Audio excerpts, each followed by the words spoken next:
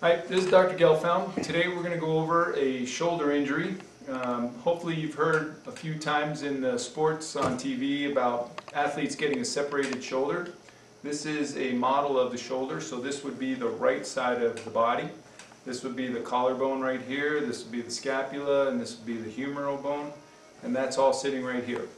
So when this injury occurs, it occurs right here at the acromioclavicular joint. It's where the clavicle meets the scapula, and there's a grouping of ligaments right here. It's actually a dislocation of the joint, and there's a few different ways to classify the injury itself. The injured person can usually fall on the outstretched shoulder where there's a compression to the joint and it separates. They can take a blow from the back that can drive the joint. They can take a blow where the force drives the arm up and separates the joint. A force can come from the front, or they can fall backwards on an outstretched hand and the arm is shoved up that way.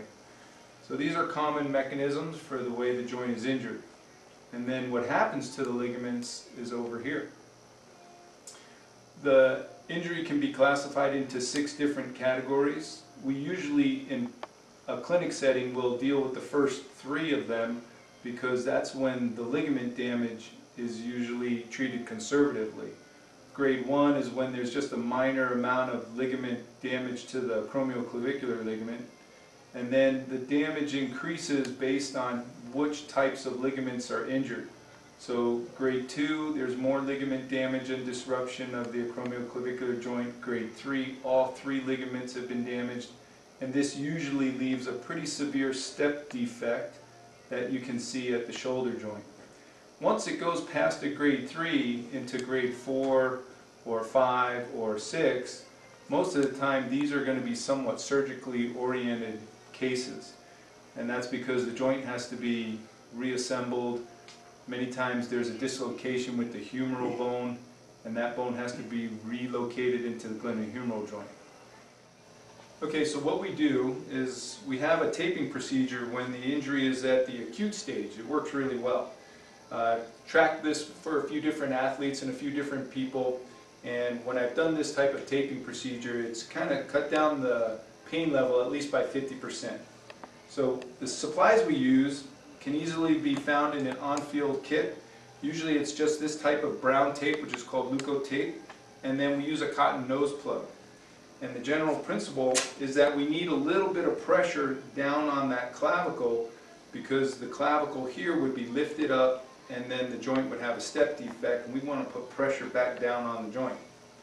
So we put a little cotton plug into the tape, and then we make a little tab with this to try and pull some of the skin tension over the joint and pull that plug down onto the joint. So the joint line is right here, the plug is over here. We're going to pull this over this way. Now the joint line is here, the plug is over here, and then we're going to put pressure down. So then we take another piece of tape,